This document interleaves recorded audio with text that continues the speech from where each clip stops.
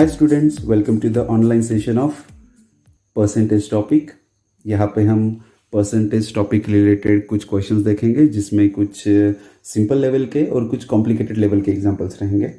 तो शुरुआत कर देते हैं फर्स्ट एग्जांपल से। तो देखिए फर्स्ट एग्जांपल क्या है।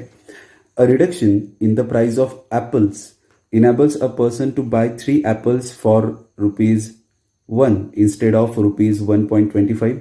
What is the percentage reduction in the price? तो परसेंटेज रिडक्शन बताना है आपको कि कितने परसेंटेज का रिडक्शन हुआ है। तो सिंपल बात है, यहाँ पे उन्होंने कहा हुआ है कि जो प्राइस ओल्ड थी वो है 1.25, अभी जो प्राइस है वो ₹1 है। तो यहाँ पे सीधे सीधे दिख रहा है कि 0.25 रुपीज़ का रिडक्शन हुआ है, वो हुआ है 1.25 में। और आंसर जो है वो आपको बताना है परसेंटेज में, तो इंटू 100 तो देना होगा। सो यहाँ पे पॉइंट के बाद 2 डिजिट, पॉइंट के बाद 2 डिजिट, तो कंसिडर कर लीजिए कि पॉइंट है ही नहीं, क्योंकि पॉइंट कैंसिल हो जाता है। सो 25 1 जा, 25 5 जा एंड 5 20 जा। सो आंसर इज 20%। तो इस तरह से आपके फर्स्ट क्वेश्चन का आंसर होगा 20%। ओके, चलो बढ़ते हैं नेक्स्ट क्वेश्चन की तरफ। तो ये देखिए नेक्स्ट क्वेश्चन, क्वेश्चन नंबर 2 ये आपके सामने। क्वेश्चन नंबर 2 उन्होंने कहा है 25% of employees of department A and 16% of employees of department B took part in function. Okay, तो यहाँ पे क्वेश्चन को एक बार अच्छे से पढ़ लेते हैं। 25% of the employees of department A department के 25% जो एम्प्लॉयज है and 16% of the employees of department B took part in the function. Function में उन्होंने पार्टिसिपेट किया हुआ है। ओके, तो टोटल एम्प्लॉयज को हम 100 मान लेते हैं। अगर यहाँ पे डिपार्टमेंट ए डिपार्टमेंट बी, ठीक है, अलग अलग ले सकते हैं। Department A department B, department A के 25% लोग पार्टिसिपेट कर रहे हैं, बी के 16% पार्टिसिपेट कर रहे हैं। Participants from department A were 500 in the number. तो जो पार्टिसिपेंट ए के है वो 500 है, तो मैं कह सकता हूँ कि 25 ही मेरा क्या है, 500 है, क्योंकि 25% मतलब वो लोग थे जो पार्टिसिपेंट थे, और उन्होंने नंबर में भी मेंशन करके रखा है कि ये 500 लोग जो है वो डिपार्टमेंट ए के पार्टिसिपेंट्स है। एंड आगे उन्होंने कहा है but 252 employees of department B did not take part in the function. और जो डिपार्टमेंट बी है उसके जो 252 मेंबर्स है उन्होंने पार्टिसिपेट नहीं किया था। अगर उन्होंने पार्टिसिपेट नहीं किया था मतलब यहाँ पे हम कह सकते हैं कि 84% लोग जो है वो पार्टिसिपेट नहीं कर रहे इन परसेंटेज। सो यहाँ पे 84% मतलब ही क्या होगा आपका 252 होगा। तो क्वेश्चन क्या बोल के रखा है, find the total number of employees in A and B. बहुत आसान है। अगर मुझे 25 मतलब ये मिल चुका है, 84 मतलब ये मिल चुका है, तो मैं दोनों केस में 100 मतलब ढूंढ सकता हूँ। तो 100 मतलब यहाँ पे क्या होगा, 100 मतलब यहाँ पे क्या होगा। तो ये जो मेरा 100 है वो रहता है टोटल नंबर ऑफ एम्प्लॉयज जो डिपार्टमेंट ए के रहेंगे, डिपार्टमेंट बी के रहेंगे, तो हमें ये ढूंढने होंगे। तो देखिए यहाँ पे अगर मैं डिवाइड कर लूँ, 25 1 जा, 25 2 जा, ये 20 हो जाएगा, और ये क्रॉस मल्टीप्लाई होके यहाँ पे वैल्यू जो आएगी वो रहेगी आपकी 2000। सो डिपार्टमेंट ए में 2000 लोग हैं। यहाँ पे अगर बात करें तो यहाँ पे 84 1 जा, 84 3 जा डिवाइड हो जाएगा, और यहाँ पे जो वैल्यू रहेगी वो रहेगी मेरी 300। ओके, सो यहाँ पे टोटल लोग जो department A and department B में है वो मुझे मिल चुके हैं, और वो रहेंगे 2300। इस तरह से answer B is the correct answer. बात करते हैं नेक्स्ट क्वेश्चन की, क्वेश्चन नंबर 3 जो है आपके सामने। There are 5 boxes, the weight of first box is 200 kg। Okay, शुरुआत कर देता है। देयर आर 5 बॉक्सेस बोला है, तो मैं बॉक्सेस को कुछ नाम दे देता हूँ, जैसे कि A B C D and E. These are the 5 boxes, उनके बारे में बात की जा रही है, ऐसे हम समझेंगे। The weight of the first box is 200 kg, मतलब ए इज इक्वल्स टू 200 मिल चुका है। सो लिखते टाइम में लिखूंगा ए इज इक्वल्स टू 200। आगे उन्होंने कहा है the weight of the second box is 20% higher than weight of the third box. weight of the second box मतलब B के बारे में बात हो रही है, तो B is मतलब is equals to 20% higher मतलब as compared to 100 हम लिखते हैं 120, 20% higher than the weight of the third box, और थर्ड बॉक्स था मेरे लिए C। और आगे उन्होंने कहा है whose weight is 25% higher than first box. Whose मतलब कौन होता है? हुज मतलब उसके पहले जिसकी बात हो रही है उसके बारे में ही बात हो रही है। सो थर्ड बॉक्स के बारे में बात हो रही है, तो सी इज इक्वल्स टू उन्होंने कहा है कि 25% हाइयर होगा एज कंपेयर टू 100। मैं कहूंगा इसे 125, और ये किसका 25% हाइयर है? Than the first box. So first box था मेरा ए, और ए का मुझे तो वेट पता है, तो ए का वेट है 200। सो ये सी का वेट मुझे मिल जाता है, zeros cancel. So 125 plus into 2 is equals to 250। तो यहाँ पे मुझे सी का वेट मिल चुका है। आगे उन्होंने देखो क्या कहा है, the fourth box eight 350 kg is 30% lighter then the fifth box. तो यहाँ पे फोर्थ बॉक्स मतलब डी का तो वेट ही बताया उन्होंने कि वो 350 kg होगा, एंड जो 350 kg है मतलब जो फोर्थ बॉक्स का वेट है इज 30% लाइटर। सो यहाँ पे मैं क्या लिख सकता हूँ कि डी इज 30% लाइटर, मतलब एज कंपेयर टू 170 लिखूंगा क्योंकि वो लाइटर है, 30% लेस है देन द फिफ्थ बॉक्स। तो फिफ्थ बॉक्स है मेरा ई।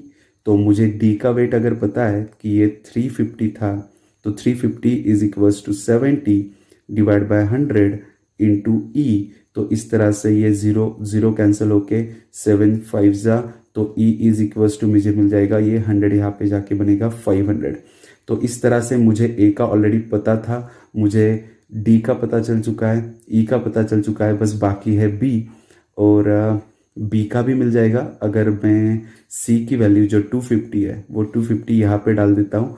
तो मैं सी की जगह पे अभी डाल रहा हूँ 250, तो यहाँ पे डाल देता हूँ 250, और ये हो गया मेरा बी का वैल्यू, जो कितना रहेगा फिर ये जीरो ये जीरो ये जीरो ये जीरो डाल के बी इज इक्वल्स टू यहाँ पे ही मैनेज करके लिख रहा हूँ। सो ये आएगा आपका 300। इस तरह से मुझे ए मिल चुका है, देखिए मैं डिनोट कर देता हूँ। मुझे ए मिल चुका है, मुझे बी मिल चुका है, मुझे सी भी मिल चुका है, डी भी पता था और ई भी पता चल चुका है। अभी क्वेश्चन किस बारे में पूछ रहा है? उन्होंने पूछा है find the difference in the average weight of 4 heaviest box and 4 lightest box. Okay, तो इन्होंने जो डिफरेंस पूछा है वो एवरेज का पूछा है, बट कैसा एवरेज है वो? 4 हेवीएस्ट बॉक्सेस। सो मैं इन्हें असेंडिंग ऑर्डर में एक बार अरेंज कर लेता हूँ। तो फर्स्ट बॉक्स ये 200 रहेगा, सेकंड बॉक्स ये रहेगा 250, थर्ड बॉक्स है मेरा 300, सही है ना, 300, देन उसके बाद रहेगा 350, और लास्ट जो बॉक्स रहेगा वो रहेगा मेरा 500। ठीक है, तो यहाँ पे लिख देता हूँ मैं 500। इस तरह से ये टोटल 5 बॉक्सेस के बारे में हम बात कर रहे थे जो मैंने लिख चुका हूँ। ओके, अभी क्या करना है, इनके जो फर्स्ट 4 है, जो फर्स्ट 4 हेवीएस्ट है, फर्स्ट 4 हेवीएस्ट मतलब एंडिंग से काउंट करना है 1 2 3 4, तो इन सब की एडिशन करके डिवाइड बाय 4 करना होगा। देन आगे उन्होंने कहा है कि जो फर्स्ट 4 लाइटेस्ट, सो यहाँ पे 1 2 3 4, इस तरह से इनकी एडिशन करके बस क्या कर देनी है, डिवाइड बाय 4, और इनके बीच का गैप ढूंढना है। तो सबसे पहले मैं हेवीएस्ट बॉक्सेस का एक बार एवरेज निकाल लूँ। तो ये 500 है, ये 300 है, तो ये हो जाएगा आपका 800। 800 plus 350 is equals to 1150, 1150 plus 250, तो ये आएगा 1400। सो ये आएगा 1400 डिवाइड बाय मुझे करना होगा 4, जो करके मुझे इनका एवरेज मिलेगा। एंड जो लाइटेस्ट है उनकी भी एडिशन कर लेता हूँ, 200 प्लस 250 प्लस 300 प्लस 350। सो ये आएगी आपकी 350 एंड 250 इज 600, 900 एंड 1100। सो ये आएगा आपका 1100 डिवाइड बाय 4, और इन दोनों के बीच का डिफरेंस पूछा है बस आपको। सो इन दोनों का डिफरेंस, डिनोमिनेटर सेम है और ऊपर डिफरेंस दिखाई दे रहा है मुझे 300 का। सो ये आएगा 300 divide by 4 and 300 divide by 4 is 75। तो आंसर होगा आपका 75 kg। इस तरह से ये एग्जाम्पल था। ठीक है, यहाँ पे डिपेंडेंसी थी, एक दूसरे के ऊपर डिपेंड थे, तो हमें एक एक वैल्यू मिलती रही और उसको हम सॉल्व करते रहे। So finally we got the answer, that is 75। देखते हैं नेक्स्ट क्वेश्चन की तरफ। क्वेश्चन नंबर 4, ये देखिए, ये आपके सामने। तो क्वेश्चन है, a person spend 40% of his monthly salary on house rent and 25% of the remaining on food. Okay, so करते टाइम कैसे करना है आपने कि क्वेश्चन पूरा पढ़ लेते सबसे पहले। And he saves the remaining amount. If he saves 48,600 annually, then what is his monthly salary. Okay, उसका मंथली सैलरी हमें ढूंढना है। तो मंथली सैलरी मतलब मुझे वैसे तो पता है नहीं, तो मंथली सैलरी को मैं कुछ कंसिडर कर लेता हूँ। उसे कंसिडर कर लेते हैं एक्स। ठीक है, तो उसको हम कंसिडर कर लेंगे एक्स और बात करते हैं कि ये उसकी अगर मंथली सैलरी रहेगी तो फर्स्ट ऑफ ऑल वो 40% ऑफ द मंथली सैलरी वो हाउस रेंट पे स्पेंड कर देता है या फिर उसका खर्च हो जाता है, तो बचता है 60। अब ये बचा हुआ क्यों ले रहा हूँ, क्योंकि आगे जो रेफरेंस है वो रिमेनिंग सैलरी का बोला हुआ है, तो रिमेनिंग सैलरी में से भी 25% वो खर्चा कर देता है। तो ये थी उसकी रिमेनिंग सैलरी, और इस रिमेनिंग सैलरी में से भी 25% अगर खर्चा हो रहा है तो रिमेनिंग सैलरी का भी 75% बचा है, जो उन्होंने बोल के रखा है कि वो कितना होगा, 48,600। बट ये ईयरली बोल के रखा है, यहाँ पे हमने मंथली मेंशन करके रखा है, तो इसको डिवाइड बाय 12 कर देता है, जो करके हमें कैलकुलेशन में दिक्कत नहीं होगी। ये मंथली है तो ये भी मंथली ही होना चाहिए। अभी बात करते हैं कैलकुलेशन की। सो कैलकुलेशन कर लेते हैं। 25 3 जा 25 4 जा, देन और कुछ कैलकुलेशन 4 1 जा 4 3 जा, इस तरह से ये कैलकुलेशन हो जाएगा। देन उसके बाद 3 से यहाँ पे डिवाइड कर सकते हैं, जो मैं कर देता हूँ। 3 1 जा 3, 3 6 जा 18, 3 2 जा 6 एंड ये 00। 3 से वापस डिवाइड हो सकता है। 3 5 जा 15, 3 4 जा 12 एंड ये आ गया 5400। यहाँ पे बचा हुआ है 1 0, ये वो कैंसिल हो जाएगा। 6 से डिवाइड कर सकते हैं। 6 9 जा तो ये 9, तो x इज इक्वल्स टू ये 2 0 और यहाँ पे 1 0 बचा हुआ है, तो आंसर इज 9,000 रुपीज। सो यहाँ पे उस पर्सन की मंथली सैलरी थी 9,000, जो ऑप्शन नंबर सी है। बढ़ते हैं नेक्स्ट क्वेश्चन की तरफ।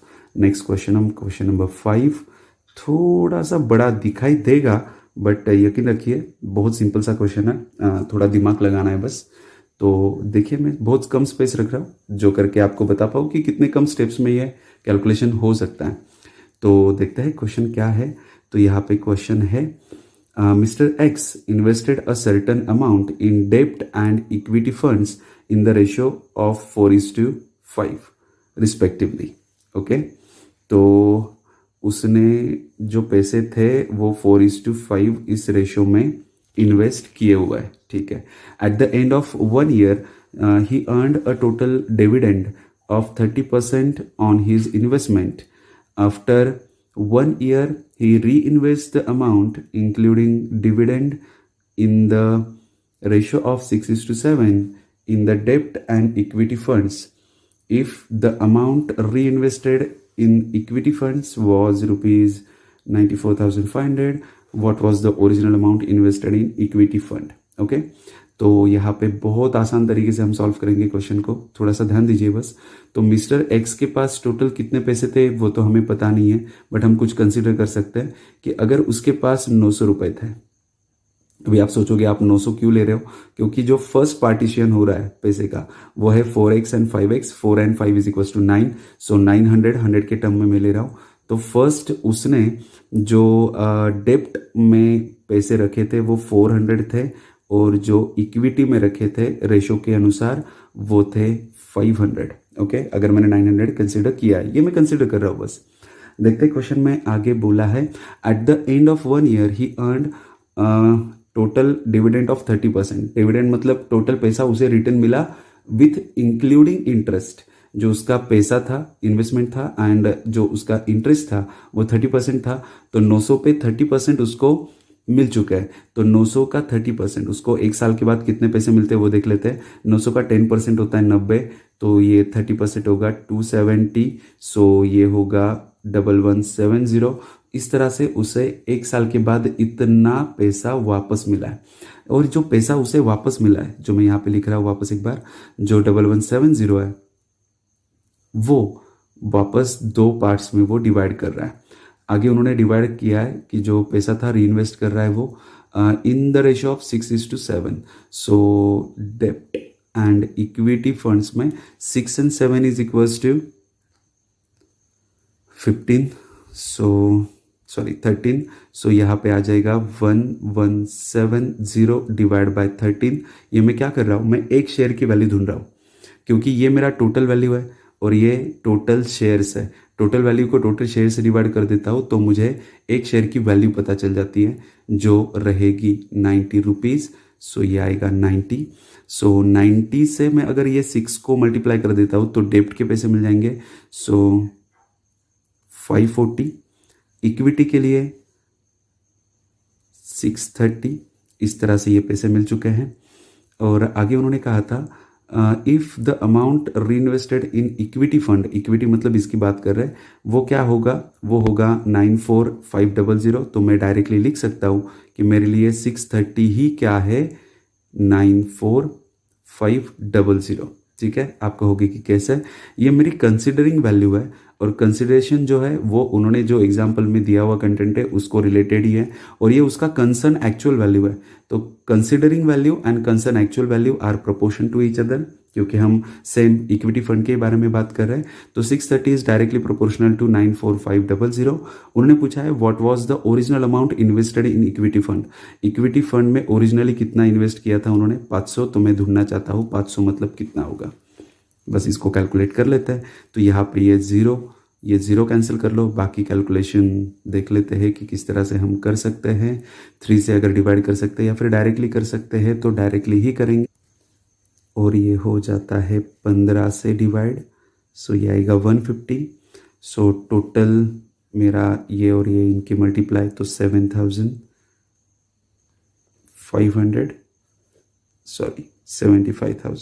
So answer is 75,000 and it is option number 1. Hopefully आपको समझ में आ रहा है। हम कम से कम स्टेप्स परफॉर्म कर रहे हैं, इवन आप कहो कि रफ कैलकुलेशन कर रहे हैं। यहाँ पे स्टेप्स वगैरह ऐसा बहुत कुछ नहीं कर रहे हैं। हम एक्स को लेके इक्वेशन नहीं बना रहे और इक्वेशन को लेके एग्जाम्पल को सॉल्व नहीं कर रहे हैं। हम यहाँ पे जो एग्जाम्पल सॉल्व कर रहे हैं वो नॉर्मली कैलकुलेशंस में कर रहे हैं। तो ये रफ कैलकुलेशन कह सकते हो। तो इस तरह से एग्जाम्पल बहुत ज़्यादा ईजी सिंपल हो जाते हैं। चलो बात करते हैं नेक्स्ट क्वेश्चन की तरफ। क्वेश्चन नंबर 6, ये क्वेश्चन नंबर 6 आपके सामने। उन्होंने कहा है Rahul went to purchase a Nokia mobile handset. The shopkeeper told him to pay 20% tax if he asked the bill.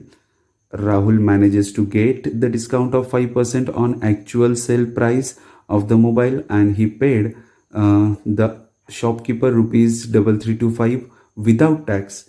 Besides, he managed to avoid to pay 20% tax on the already discounted price.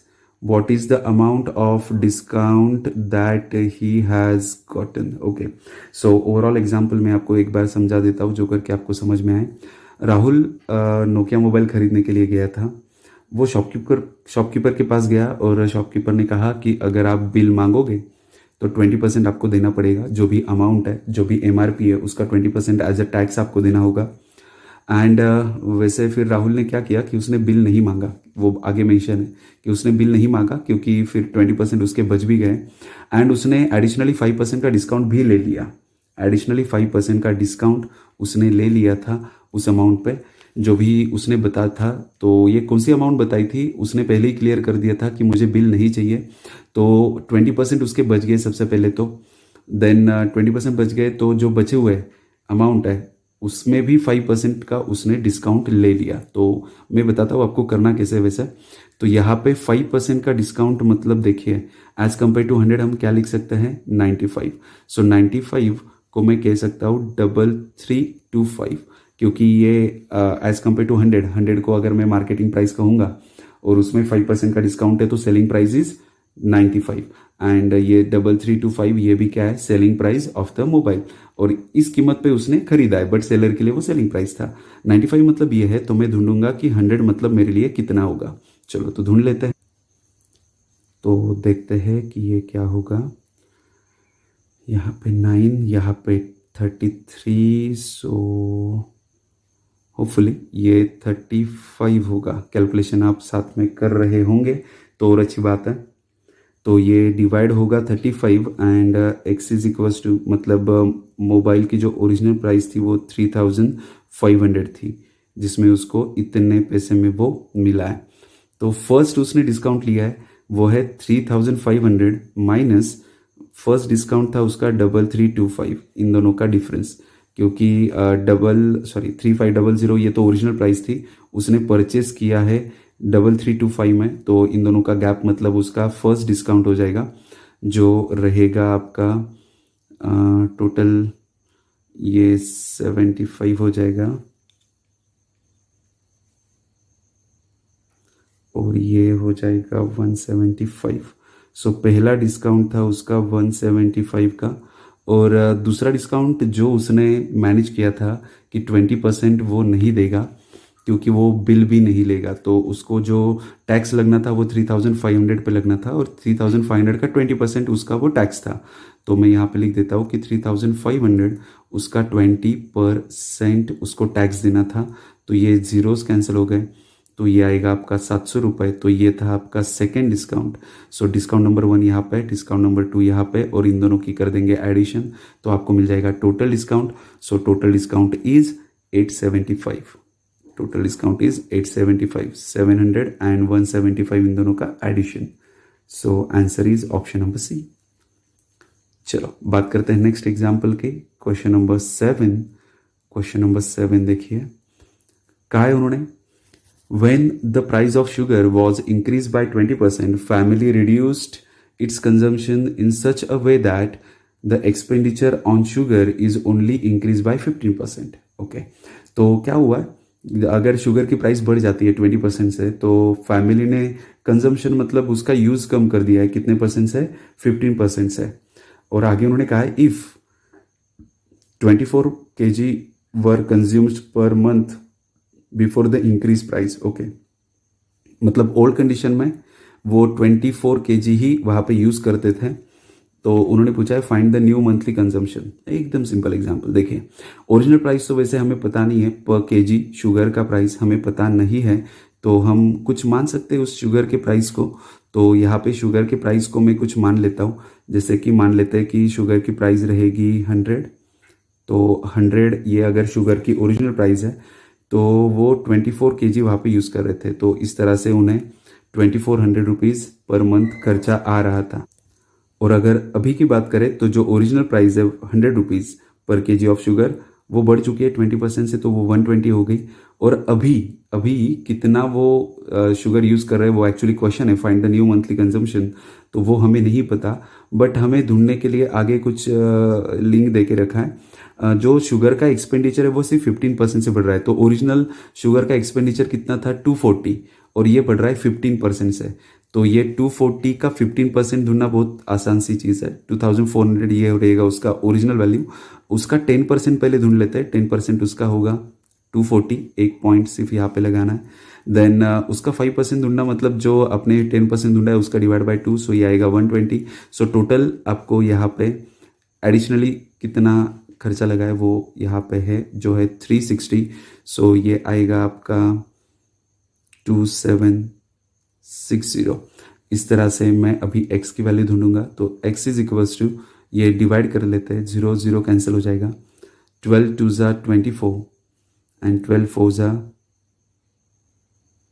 12 3 ज़ा, तो ये आएगा 23।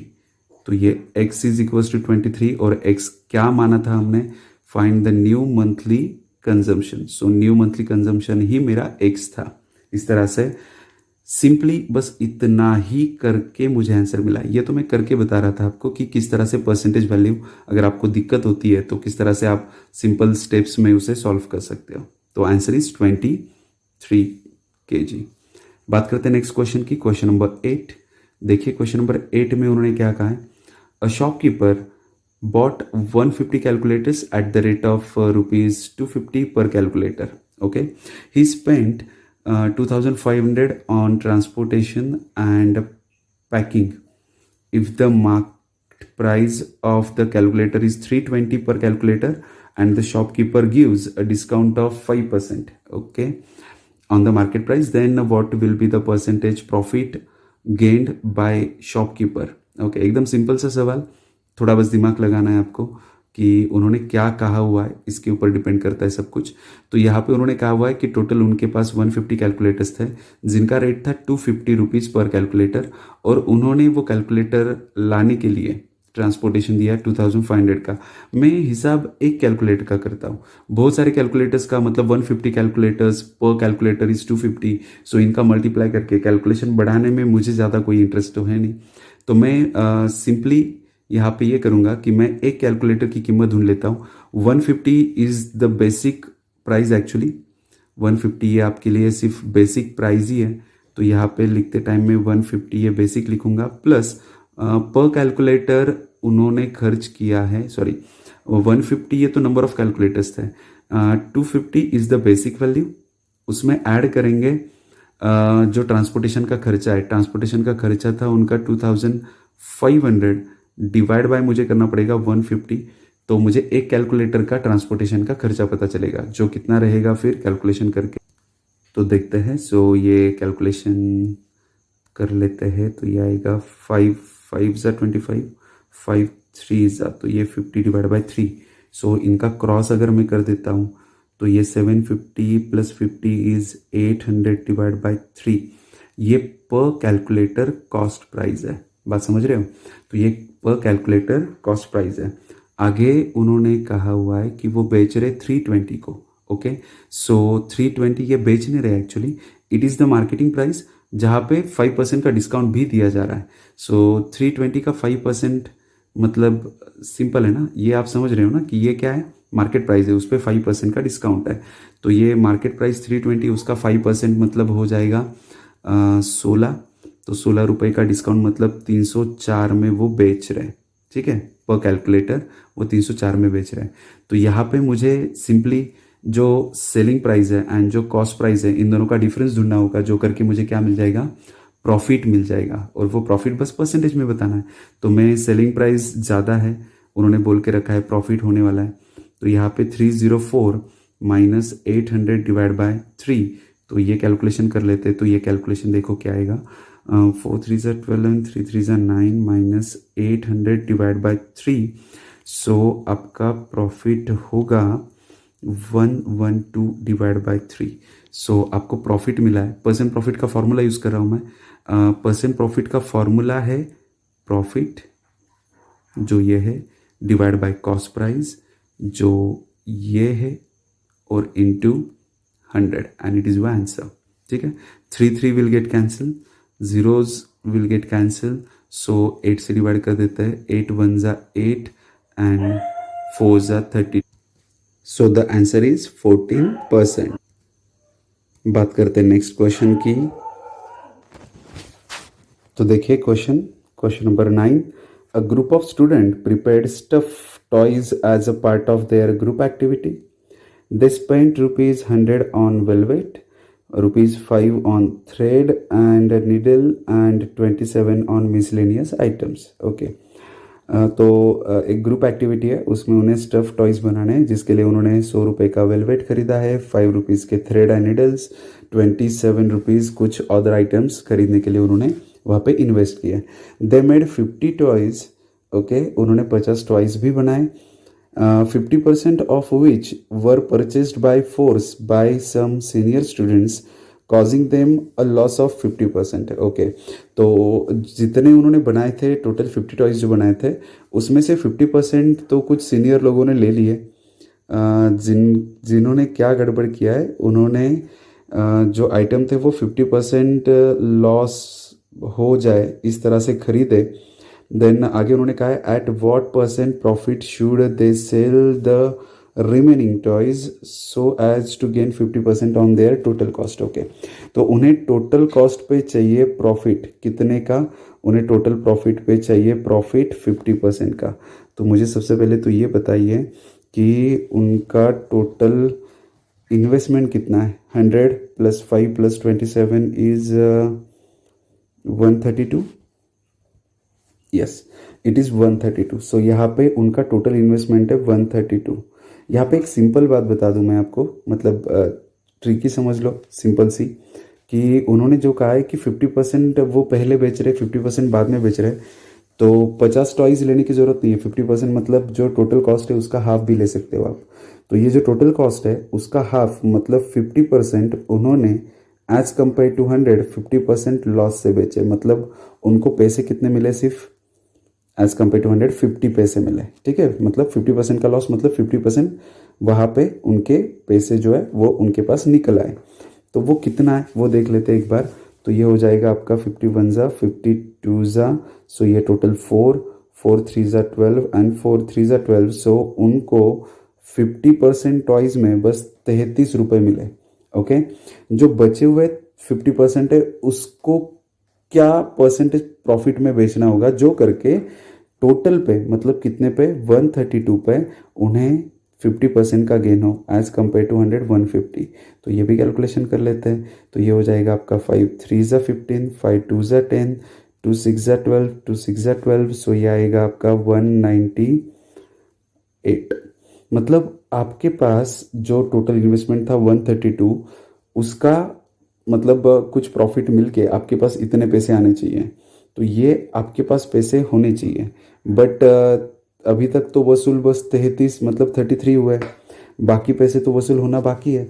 तो कितने पैसे वसूल होना बाकी है, तो इन दोनों की माइनस करके पता चल जाएगा। तो इन दोनों की माइनस कर देते थे, जो से हमें पता चले कि कितने पैसे अभी तक वसूल होना बाकी है। तो ये 165 रुपीज़ अभी भी वसूल होना बाकी है, जो हमें आधे आइटम से मिल जाएंगे। तो ये थे उनके आधे आइटम्स, और इस पे कितना प्रॉफिट है, जो करके सेलिंग प्राइस बने 165।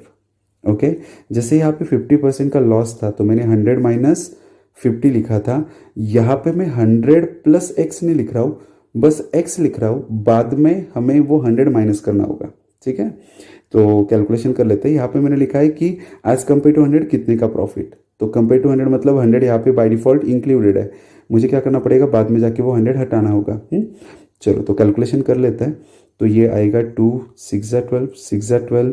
सो ये हो जाएगा आपका 3 से डिवाइड, 3 2 ज़ा 3 2 ज़ा, देन 3 5 ज़ा 15 3 5 ज़ा 15 11 2 ज़ा 11 5 ज़ा, ये 2 से यहाँ पे डिवाइड हो जाएगा, ये 50। सो x इज इक्वल्स टू 250। तो ये x इज इक्वल्स टू 250 है। मैंने जैसे कहा था आपको ऑलरेडी कि यहाँ पे मैं क्या रिप्रेजेंट करता हूँ, यहाँ पे ये जो वैल्यू रहती है वो एक्चुअली 100 प्लस x करके रिप्रेजेंट करनी चाहिए, बट कैलकुलेशन बढ़ जाएगा इसीलिए मैं वो नहीं करता हूँ। तो मैं 100 प्लस x मतलब यहाँ पे इस x में 100 इंक्लूडेड रहेगा, जो बाद में हटा देते हैं। तो आंसर क्या होगा आपका 150। तो जो बचे हुए आइटम है वो 150% प्रॉफिट से बेचने होंगे, तभी जाके उन्हें 50% का प्रॉफिट होगा ऑन द होल ट्रांजैक्शन, तभी जाके उनके पास कितने पैसे वसूल होंगे 198 rupees. So answer is 150, answer option number D. बात करते हैं नेक्स्ट क्वेश्चन की, क्वेश्चन नंबर 10। देखिए क्या कहा है क्वेश्चन नंबर 10 में, in an election between two candidates the candidate get 60% of the votes polled is elected by majority of 14,000 votes. The number of votes obtained by the winning candidate is okay। तो यहाँ पे देखिए question बहुत गहराई से पढ़ना ज़रूरी है। जो इलेक्शन हुआ था वो दो कैंडिडेट्स के बीच में था, जो कैंडिडेट जीता है उसको 60% वोट्स मिले हैं, मतलब जो हारा है उसको 40% मिले होंगे। यहाँ पे ये कंसिडर करना होगा कि सब लोगों ने यहाँ पे वोटिंग की हुई है। अगर ऑप्शन में यहाँ पे सी एन डी होता, कैन नॉट बी डिटरमाइन होता, तो मेरा ऑप्शन सी एन डी होता, कैन नॉट बी डिटरमाइन, क्योंकि ये ज़रूरी नहीं होता कि सभी वोटर्स वोट करें या फिर वो वैलिड हो, कुछ वोट्स इनवैलिड भी हो सकते हैं। बट ऑप्शन में मुझे कहीं पे भी ये ऑप्शन छोड़ा ही नहीं कि मैं C and D can not be determine इस बारे में सोचूं। तो यहाँ पे मुझे आंसर देना ही है, मतलब मैं समझूंगा कि सभी लोगों ने यहाँ पे वोट किया हुआ है। तो 60% लोगों ने जो वोट किया था वो विनिंग कैंडिडेट है, तो 40% लूजिंग कैंडिडेट होगा। तो यहाँ पे ये जो दे के रखा है 1400, ये मेजोरिटी है, मेजोरिटी से वो जीता है, मतलब it is the difference between elected candidate and non elected candidate. So 60% and 40% इन दोनों का डिफरेंस है 20%. सो एक्चुअली मेरे लिए 20 मतलब ही क्या होगा 14,000 होगा.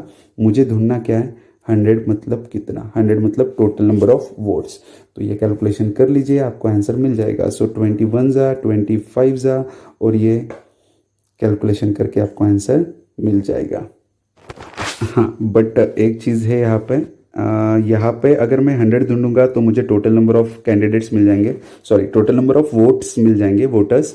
मुझे टोटल नंबर ऑफ वोटर्स नहीं ढूंढने, मुझे ढूंढना था कि विनिंग कैंडिडेट को कितने मिले. मतलब मुझे सिर्फ 60 ढूंढना है. ठीक है, 20 दे के रखा है, it is the difference. And मुझे 60 मतलब जो विनिंग कैंडिडेट है उसका ढूंढना है. 21 जा 23 जा. सो ये आएगा आपका 42,000. ठीक है, तो ये आएगा आपका 42,000 टोटल नंबर ऑफ वोट्स.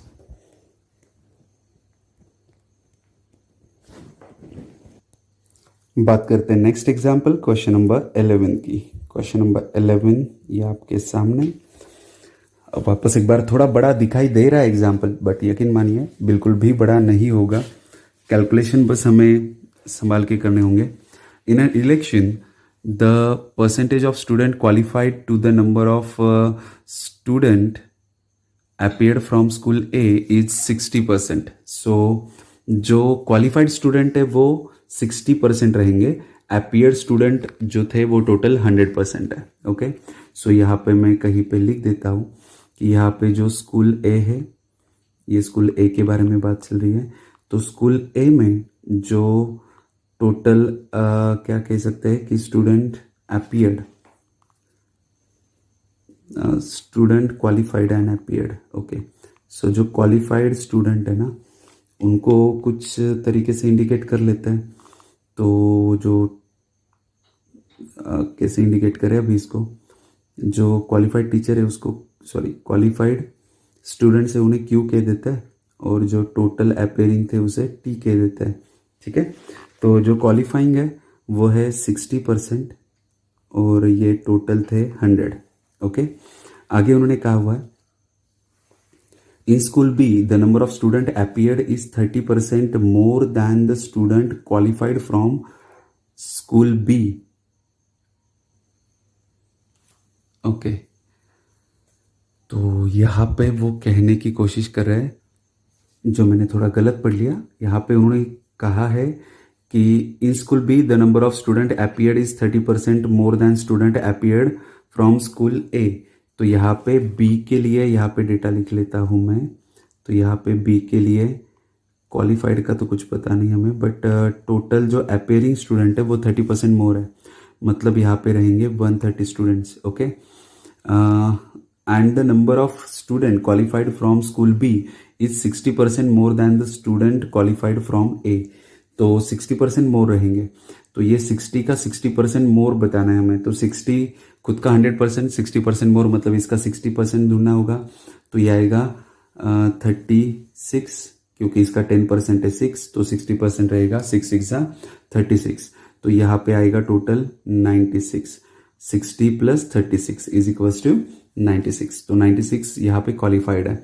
उन्होंने क्या कहा हुआ है, what is the percentage of student qualified okay to the number of student appeared from school B. Okay, so यहाँ पे उन्होंने कहा है कि जो क्वालिफाइड स्टूडेंट्स है, जो मुझे पता है अभी कि स्कूल बी के अंदर 96 है, और ये बताना है आपको परसेंटेज किसके साथ, student appeared from school B. Student appeared from school B is 130 और आंसर देना है परसेंटेज में. तो इस चीज़ को अभी हमें सॉल्व करना होगा. तो ये 0 कैंसिल हो जाएगा. यहाँ पे बचेगा कैलकुलेशन 960 डिवाइड बाय 13. तो ये 13 से डिवाइड करके मिक्स फ्रैक्शन में कन्वर्ट करना है. 13 7 जा 91, तो ये बचा 5. तो 13 3 जा और ये बचा 11. तो आंसर होगा आपका 73 11 बाय 13, जो ऑप्शन नंबर सी है. ओके, सो इस तरह से ये क्वेश्चन नंबर 11 था. देखिए कितने माइनर कैलकुलेशंस है. ठीक है, एकदम माइनर कैलकुलेशन करके बड़े से बड़ा एग्जाम्पल हम सॉल्व कर सकते हैं. बस आपके लॉजिक्स क्लियर होनी चाहिए. क्वेश्चन नंबर 12 की बात करता हूँ। क्वेश्चन नंबर 12 ये आपके सामने। Of the total number of candidates in examination 40% fail in first subject. Okay, तो यहाँ पे उन्होंने कहा है कि फर्स्ट सब्जेक्ट में 40% जो स्टूडेंट है वो फेल हो चुके हैं। आगे उन्होंने कहा है of the rest 10% fail in the second, जो बचे हुए हैं उसमें सेकेंड में, ठीक है। अभी ये सेकेंड टेस्ट है, बाकी नहीं पता मुझे। फर्स्ट टेस्ट को नाम दे देते हैं कुछ ए, सेकेंड टेस्ट को नाम दे देते हैं बी। तो यहाँ पे फर्स्ट टेस्ट में जो फेल हुए हैं वो है 40%। तो टोटल अगर 100 कहेंगे तो 40% मतलब 40 हो जाएंगे ए में फेल हुए लोग। आगे उन्होंने कहा हुआ है कि बी में 10% ऑफ द रेस्ट, बचे हुए में से, मतलब बचा हुआ कितना है अभी 40% तो ए में फेल हो गए, तो बचे कितने 60 में से 10% फेल इन सेकेंड, 60 का 10% कितना हो जाएगा 6। तो ये सब्जेक्ट बी में फेल हो चुके हैं। एंड आगे उन्होंने कहा है ओनली 75, आगे पढ़ते हैं, out of those that pass in this 2 subjects. तो out of those who passed in दो सब्जेक्ट, तो यहाँ पे टोटल फेल का तो मुझे यहाँ पे दे के रखा है, टोटल फेल कितने हैं 46। तो पास कितने होंगे, ये अगर फेल मेंबर है तो पास मेंबर रहेंगे आपके 54। सो टोटल जो बाकी पास मेंबर है ना, वैसे ही कहा उन्होंने, out of those that pass in these 2 subjects. Okay, ये 2 सब्जेक्ट्स में पास हुए लोग फिर 54 ही रहेंगे। तो ये जो 2 सब्जेक्ट्स में पास हुए लोग हैं, only 75% pass in the remaining subjects. तो सिर्फ 75% ही आगे जाके ये 54 में से 75% ही पास हो चुके हैं। ओके, तो उन्होंने पूछा है the number of unsuccessful candidates exceeds that of the successful candidate. Okay, तो मुझे यहाँ पे total fail members and total pass members ये ढूंढना है। टोटल फेल मेंबर ढूंढने के लिए इसमें से 54 में से, जैसे उन्होंने कहा था कि 1/3 ही बस क्या हुए हैं, 1/3 ही पास हुए हैं। सॉरी, उन्होंने कहा है 75% रिमेनिंग सब्जेक्ट्स में पास हुए। 75% मतलब आपको पता होना चाहिए 3/4 होता है। 75% मतलब होता है 3/4। तो 3/4 अगर पास हो चुके हैं तो 1/4 फेल हो चुके हैं। तो यहाँ पे मैं लिखता हूँ 1/4। सो ये 54 डिवाइड बाय 4। इसको सिंप्लीफाई कर सकते हैं वैसे, तो सिंप्लीफाई भी कर देता है। तो ये 2 से डिवाइड कर सकते हैं, तो 2 ज़ा 4, 2 7 ज़ा 14 डिवाइड बाय 2। ओके, तो यहाँ पे ये जो लोग हैं, ये देखो, ये 40, ये 6, ये 27/2, ये टोटल फेल मेंबर्स है। ओके, तो ये फेल मेंबर्स के बारे में एक साइड में लिख लेता हूँ मैं सबसे पहले, टोटल फेल मेंबर्स कितने, क्योंकि वो आगे जाके मेंशन करना है मुझे। तो 46 प्लस 27/2, 27/2, तो ये है टोटल फेल मेंबर्स। तो ये 6 2 ज़ा 12, 92 माइनस 27 डिवाइड बाय 2। तो ये टोटल फेल मेंबर्स मिल रहे हैं अभी हमें। तो वो रहेंगे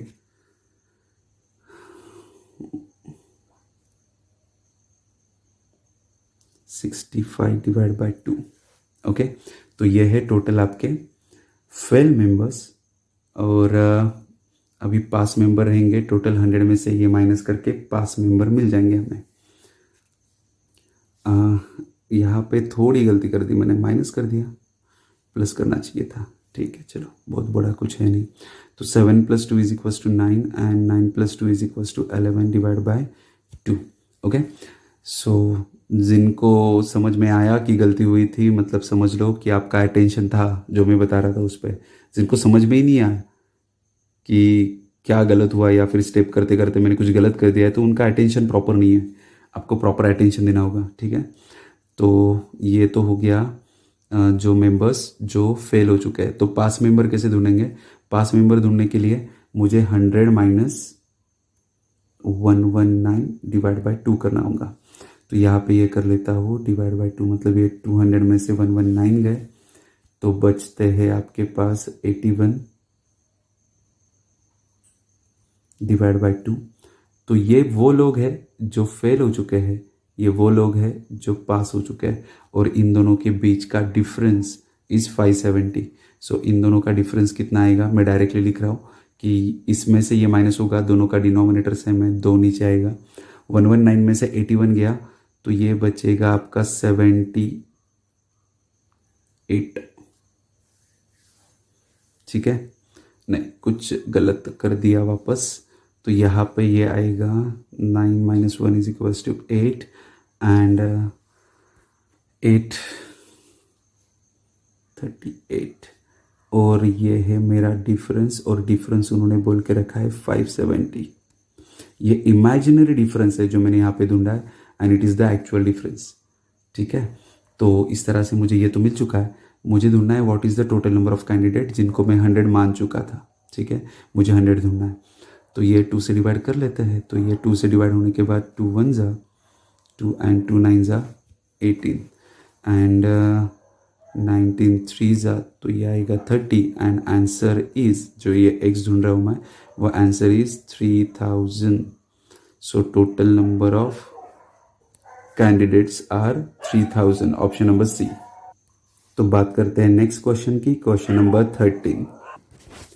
question number 13, in a library 20% of the books are in Hindi, 25% of the remaining are in English, okay, and 30% of the remaining are in French. The remaining 29,400 books are in regional language. What is the total number of books in the library? एकदम आसान सवाल। देखिए, total number of books तो पता है नहीं, x मान लेते हैं, उसमें से as compare to 100 20% are of the Hindi. So बचे कितने, 80।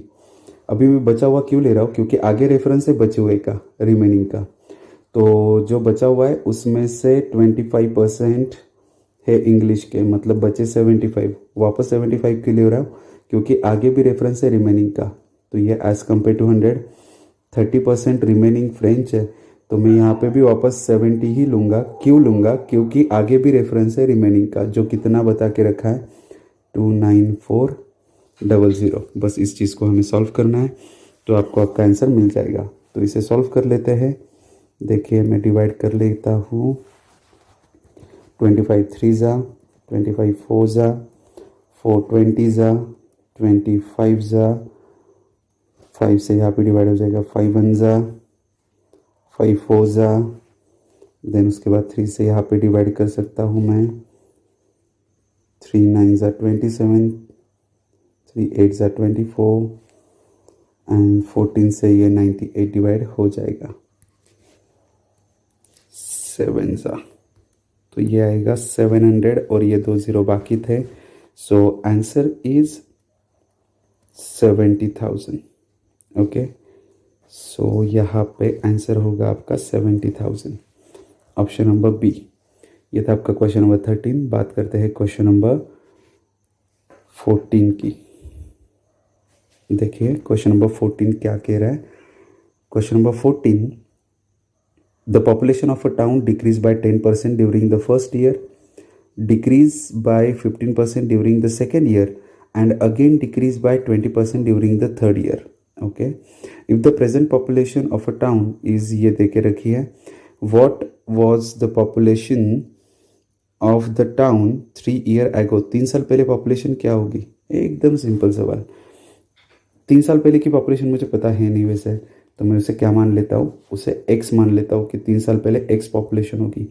जो x पॉपुलेशन थी वो एज कम्पेयर टू 100 पहले साल में 10% से कम होने वाली थी, देन उसके बाद एज कम्पेयर टू 100 वो 15% से कम होने वाली थी, देन एज कम्पेयर टू 100 वो वापस एक बार 20% से कम होने वाली थी। इस तरह से वो अभी बनी है 15300। ओके, सो इसे कैलकुलेट कर लेते हैं। तो ये कैंसलेशंस जीरोस के पहले कर लेते हैं, ये जीरोस कैंसिल हो गए। यहाँ पे डिवाइड कर सकते हैं 9 से, 9 1 जा 9, 9 7 जा ये 00, 17 से डिवाइड हो सकता है 1700 जा, 17 5 जा, देन और छोटा हो सकता है ये 520 ज़ा, 210 ज़ा, 24 ज़ा, 425 ज़ा। तो बचा है मेरे पास ये 25, यहाँ पे 2 ज़ीरो और 1 zero. So answer is 25,000. So population before 3 year was 25,000, which is option number C. Okay, question number 14 हो गया। क्वेश्चन नंबर 15 की बात करते हैं। सिंपल क्वेश्चन है। Okay, question number 15, a shopkeeper buys 288 items at 90 पैसे each, but later he realized that 13.8/9% of the total items are defected and could not be sold. He sells the remaining at 1.2 each. What is his overall gain percent? तो यहाँ पे सबसे पहले कर लेते हैं 288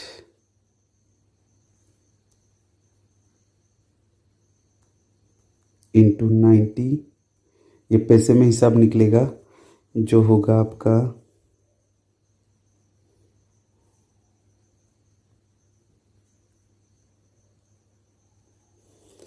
जो होगा आपका 25920।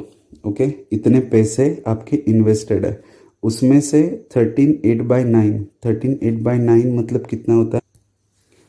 वो होता है 125 डिवाइड बाई 9%। ओके, सो 25920 के 125 डिवाइड बाई 9% मतलब 900। ये इतने प्रोडक्ट तो उसके डिफेक्टेड है, तो बचे कितने प्रोडक्ट है वो हम देखेंगे। हम एक काम कर लेते हैं, यहाँ पे लिखते टाइम ही ये माइनस करके ही लिख लेते हैं। माइनस करके क्या लिखेंगे हम कि टोटल 100 में से इतने गए ना, 100 माइनस 125 डिवाइड बाय 900। समझिए मैं क्या कर रहा हूँ, मैं बचा हुआ ढूंढ रहा हूँ। तो ये परसेंटेज में मतलब 100 के कंपैरिजन में, तो 100 में से मतलब टोटल में से अगर मैं जो बेचे गए आइटम्स है वो इतने प्रतिशत थे, वो अगर माइनस कर देता हूँ तो बचे हुए मुझे पता चल जाएंगे। तो 900 माइनस 125 वो आएगा 775 डिवाइड बाय 900। 775 divide by 900। तो यहाँ पे लिखते टाइम ही 775 डिवाइड बाय 900 लिख देता हूँ। तो जो टोटल अमाउंट था उसका 775 डिवाइड बाय 900, ये इतने प्रतिशत उसने बेच दिए 1.2 ईच, 1.2 ईच में। ओके, तो इसकी रहेगी 1.2 ईच कीमत। 1.2 इसकी जगह पे हम लिख सकते हैं 120 पैसे। एक छोटी सी गलती वापस यहाँ पे, ये मुझे टोटल आइटम शो नहीं ना, मुझे पता है टोटल आइटम कितने हैं। तो यहाँ पे टोटल आइटम कितने थे? 288 थे।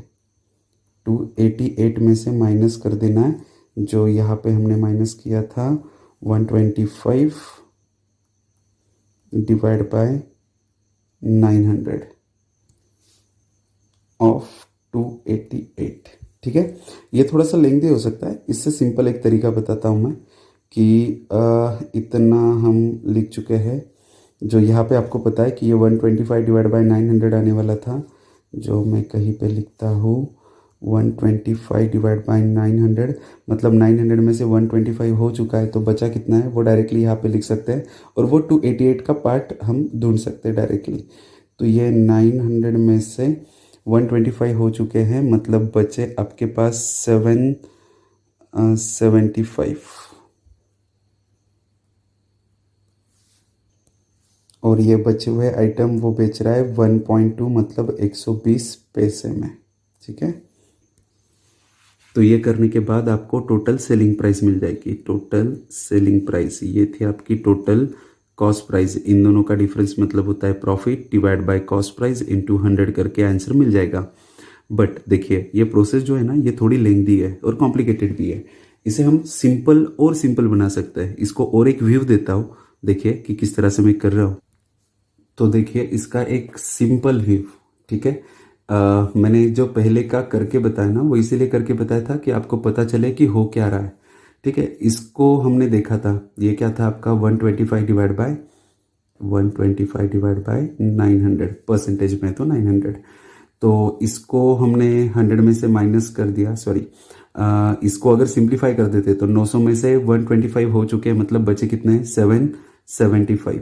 सो यहाँ पे मैं ये भी चीज़ रफ कर देता हूँ, यहाँ पे लिखेंगे 775, जो ऑलरेडी मैं लिख चुका था पहले वाले एग्जाम्पल में कि वो कैसे करना है, बट वो लेंथी कैलकुलेशन था ना, मैं इसको सिंपल बना रहा हूँ। और आगे जाके उन्होंने कहा था कि ये जो आइटम्स है, ये जो उसका ये बचे हुए आइटम्स वो 120 पैसे से बेच रहे, और ये जो है वो 90 पैसे से उन्होंने खरीदा था। ये टोटल आइटम है जो 90 पैसे से खरीदे थे, ये बचे हुए आइटम जो 120 पैसे से वो बेच रहे हैं, ठीक है। तो ये कॉस्ट प्राइस है, याद रखिए, और ये क्या है, सेलिंग प्राइस है। इसको सिंप्लीफाई करेंगे अपन, सिंप्लीफाई करेंगे, 0 0 कैंसिल, 3 3 ज़ा 9, 3 4 ज़ा 12, और छोटा बन सकता है, यस, 5 से डिवाइड कर सकते हैं। तो यहाँ पे 5 से अगर मैं डिवाइड कर दूँ तो 5 1 ज़ा 5, 5 8 ज़ा 40, 5 1 ज़ा 5, 5 5 ज़ा 25, एंड 5 5 ज़ा 25, ओके।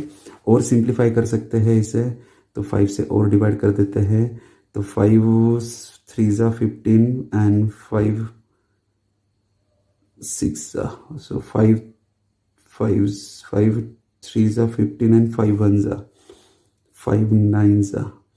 तो फाइनली मुझे एक छोटा सा इक्वेशन मिला है जिसमें ये पता चला है कि मुझे 31 रुपीज़ सेलिंग प्राइस मिल जाती है, ये सेलिंग प्राइस है आपकी, एंड कॉस्ट प्राइस मिल जाती है मुझे 9 3 ज़ा 27 रुपीज़। तो 27 रुपीज़ पे मुझे 31 रुपीज़ ये सेलिंग प्राइस मिल जाती है। तो यहाँ पे मुझे दिखाई दे रहा है कि मुझे प्रॉफिट हुआ है 4 रुपये का, और ये हुआ है 27 पे, और ये चीज़ बतानी है आपको परसेंटेज में। ये हो गया आपका आंसर। एक्चुअली ये तरीके हम यूज़ करते हैं, और यही तरीके आपने भी यूज़ करना है जो करके कैलकुलेशन आपके लिए इजी हो, ओके। तो इसे सिंप्लीफाई अगर करें तो यहाँ पे ये बन जाएगा 400 डिवाइड बाय 27, सो 27 1 ज़ा 27, 27 1 ज़ा 27, तो बचे आपके पास 13, ये 4 ज़ा बन के ये आएगा आपका 22 मेरे ख्याल से बचेगा। तो आंसर ये हो सकता है, आप कैलकुलेशन एक बार कर लीजिए, बट देखिए एकदम सिंपल तरीके से हमने सॉल्व किया है, ठीक है। It is the better and most useful way to solve in the examination. तो एग्जामिनेशन में आपको ये तरीके यूज़ करने हैं, ना कि जो मैंने पहले बताया वो मल्टीप्लाई करके। कैलकुलेशन बड़ा हो रहा था, कन्फ्यूजन कैलकुलेशन में आपको ज़्यादा कैलकुलेट करना पड़ रहा था, टाइम वेस्ट हो जा रहा था। यहाँ पे ये सिंपली कैलकुलेट हो जाता है, ओके। ये था आपका क्वेश्चन नंबर 15। बात करते हैं क्वेश्चन नंबर 16 की। तो देखिए question number 16, in my office there are 30% female employees and 30% of these earn greater than 8,000 per month, and 80% of male employees earn less than 8,000 per month. Okay. What is the percent of employee who earn more than 8,000 per month? Okay तो यहाँ पे notice करने वाली बात ये है जो मैं आपको अभी बताता हूँ कि यहाँ पे ऑप्शन में देखिए, ऑप्शन में कैन नॉट बी डिटरमाइन है, और एक्चुअली मेरा आंसर भी कैन नॉट बी डिटरमाइन है। ये क्यों है इसको मैं एक्सप्लेन करता हूँ। क्योंकि यहाँ पे अगर कैन नॉट बी डिटरमाइन नहीं रहता तो मेरे पास मजबूरी होती कि जो भी गिवन कंडीशन है उसके अलावा कोई कंडीशन नहीं होगी, ये मैं मान के चलता। बट यहाँ पे सैलरी जो है वो उन्होंने कह के रखी है कि कुछ लोगों की ग्रेटर दैन 8,000 है, कुछ लोगों की लेस दैन 8,000 है। यहाँ पे कुछ लोग ऐसे भी हो सकते हैं जिनकी सैलरी 8,000 हो सकती है, ठीक है। तो यहाँ पे ये वाली कंडीशन तो उन्होंने बता के रखी नहीं है। सिर्फ मैं 8,000 वाले ऊपर और या फिर नीचे वालों की ही बात करूँगा तो ये नाइंसाफ़ी होगी। जिनको सैलरी है 8,000, मतलब ये होगा कि मैं उन्हें कंसीडर ही नहीं कर रहा हूँ मेरे कैलकुलेशन के लिए, जो गलत होगा। So answer is can not be determine, okay. So यहाँ पे गिवन डेटा एक्चुअली वो सफिशिएंट भी नहीं है आंसर देने के लिए। 8,000 के बारे में कुछ कहना चाहिए था या फिर उन्होंने मेंशन करना चाहिए था कि 8,000 सैलरी वाले लोग है ही नहीं, okay. So answer is can not be determine. बात करते हैं नेक्स्ट क्वेश्चन, क्वेश्चन नंबर 17 जो आपके सामने है। A house owner was having his house painted, okay, he was advised that he would require 25 kg of paint. उसे advice किया गया था कि अगर आपको पेंट करना है तो 25 kg पेंट लगने वाला है। allowing for 15% wastage and assuming that paint is available in 2 kg cans, okay यहाँ पे ये अलाउड करना है कि 15% जो पेंट है वो वेस्ट जाएगा, मतलब इधर उधर ब्रश को लगेगा, नीचे गिरेगा, जो भी है तो वो वेस्ट जाएगा। And as well as assume ये भी करना है कि पेंट जो अवेलेबल है वो 2 kg के कैंस में ही अवेलेबल है। What would be the cost of paint purchased, तो if one can cost ₹16, okay, तो कैन हमें टोटल पेंट की कॉस्ट बतानी है, ठीक है। तो सिंपल सा है, बस थोड़ा दिमाग लगाना है कि मुझे पता है कि 15% वेस्ट ही जाने वाला है, ठीक है। तो जो यूज़ होगा वो 85% होगा, और 85 मतलब मेरे लिए होगा 25 kg। तो मैं 100 मतलब ढूंढ लूँगा, जिससे मुझे ये मिल जाएगा कि टोटल पेंट कितना लगने वाला है, ओके। तो यहाँ पे 5 से डिवाइड कर लेते हैं, तो ये 5 1 ज़ा 5, 5 7 ज़ा 35 एंड 5 5 ज़ा 25। तो ये हो जाएगा आपका 500 डिवाइड बाय 17, ओके। तो 500 डिवाइड बाय 17 आपका क्या हो रहा है देख लेते, ये हो जाएगा 17 2 ज़ा एंड 17 9 ज़ा पॉइंट समथिंग, ठीक है। पॉइंट मेरे ख्याल से 4 कुछ तो भी आएगा, बट यहाँ पे मुझे जो पेंट लगने वाला है, मतलब टोटल पेंट जो मैं परचेस करूँगा वो 29.4 समथिंग होगा। बट उन्होंने कह के रखा है कि जो भी अवेलेबल पेंट है वो 2 kg के फॉर्म में ही है, तो ये 2 का मल्टीपल ही होना चाहिए। तो मुझे इसे 29.4 की जगह पे 30 कंसिडर करना होगा। अगर मैं 30 kg वहाँ पे लेके आता हूँ टोटल पेंट, तो हर कैन था 2 kg का, तो मुझे टोटल कैन लगेंगे 15 kg, मतलब 15 कैंस लगेंगे, जिसमें 30 kg कलर होगा। और हर एक कैन की कीमत थी 16 रुपये, तो 15 × 16 करने के बाद आपको आपका आंसर मिल जाएगा। तो ये आएगा आपका answer 240 rupees. Option number A is the correct answer, ठीक है। तो यहाँ पे मुझे ये अप्रॉक्सीमेट करना पड़ा क्योंकि जो कैन अवेलेबल थे वो 2 kg में थे। यहाँ पे लॉजिक आपको यूज़ करना है, ठीक है। कैलकुलेशन तो ठीक है, बट 29.4 kg कौन देगा अगर कैन ही आपके 2 kg वाले अवेलेबल है तो, ओके। सो आपको लेना पड़ेगा 30 kg ही, जिसके 15 कैंस आएंगे और 16 रुपीज़ पर kg उसकी प्राइस थी। 16 पर कैन उसकी प्राइस थी, तो 15 can into 16 per can is equals to 240 and it is your answer. बात करते हैं नेक्स्ट क्वेश्चन के बारे में, क्वेश्चन नंबर 18 के बारे में। देखिए क्वेश्चन नंबर 18 क्या कह रहा है। Question number 18, on April 1st 2005 my salary increased from ₹10,000 to ₹16,000, okay. Simultaneously the rate of income tax decreased by 37.5%, और उसी के साथ जो इनकम टैक्स का रेट था वो 37.5 से कम हो गया, okay. If so the amount of income tax paid by me remains constant, ऐसा करके भी जो इनकम टैक्स था वो मेरा कांस्टेंट, मतलब जो पहले दे रहा था वही इनकम टैक्स मुझे अभी दे रहा है। मतलब अगर मैं 100 रुपये पहले दे रहा था तो 100 रुपये आज भी दे रहा हूँ। What is the value of income tax I पे, ओके। सो यहाँ पे वापस एक बार वही सिंपल सा लॉजिक, सिर्फ दिमाग लगाना है। और अगर मैं थोड़ा एग्जाम्पल के बारे में सोचूं तो इन्होंने कह के रखा है the income tax decreased bye.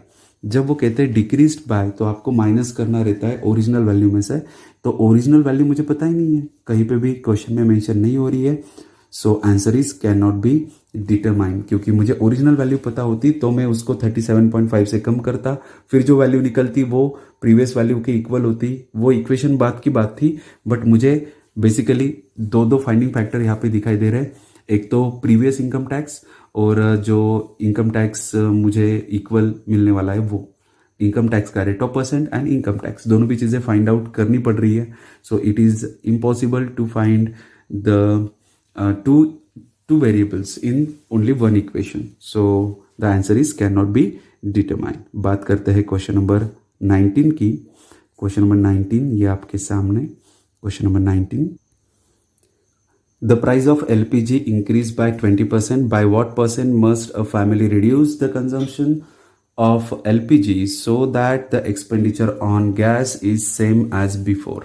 Okay.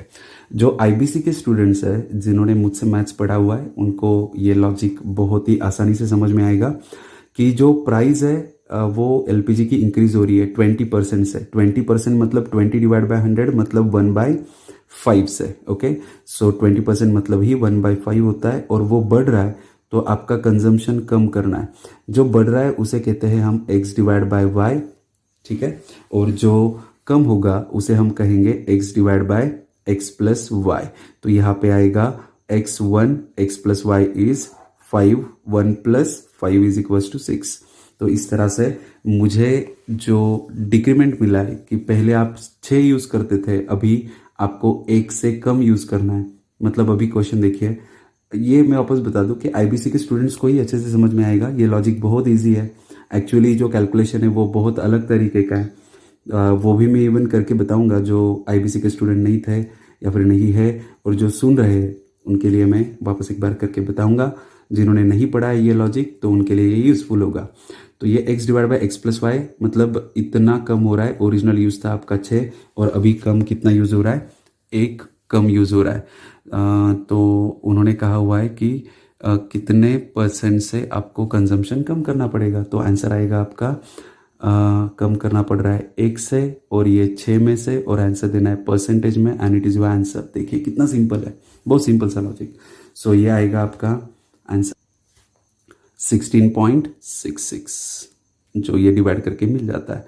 तो आंसर होगा आपका 16.66%। ओके, अभी ये तो देखो ये सिंपल सा तरीका था। ये जिसको पता है बस वही ये तरीके से अच्छे से कर पाएगा, बट जिसको ये लॉजिक ही नहीं पता उनके लिए भी ऑप्शन है मेरे पास। तो उनके लिए भी ऑप्शन दे देता हूँ कि जो एलपीजी की प्राइस है वो ओरिजिनली 100 मान लेते हैं।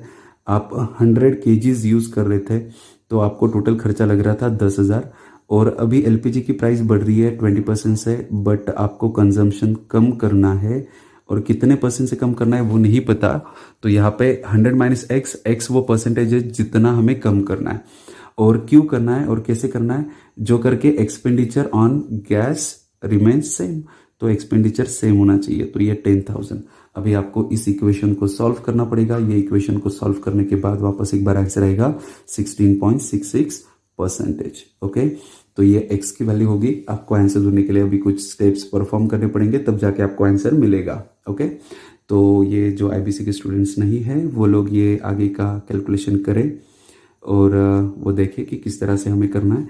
और अगर वो आपको लॉजिक स्पेसिफिकली आपको सीखना है जो मैंने पहले बताया, तो कमेंट सेक्शन में मेंशन करिए, मैं आपके लिए वो लॉजिक भी किसी एक वीडियो में एक्सप्लेन कर दूंगा। बात करते हैं क्वेश्चन नंबर 20 की। तो बात करते हैं क्वेश्चन नंबर 20 के बारे में। देखिए, in a certain water body 50 fishes were caught, tagged and released to same water body. Okay, उन्होंने क्या कहा है कि एक वाटर बॉडी है। वाटर बॉडी मतलब होता क्या है, वाटर बॉडी मतलब जैसे कि मान लीजिए कोई तालाब है। ओके, एक तालाब में उन्होंने 50 फिशेस को पकड़ा, उस पर टैग लगाया एंड उनको वापस छोड़ दिया।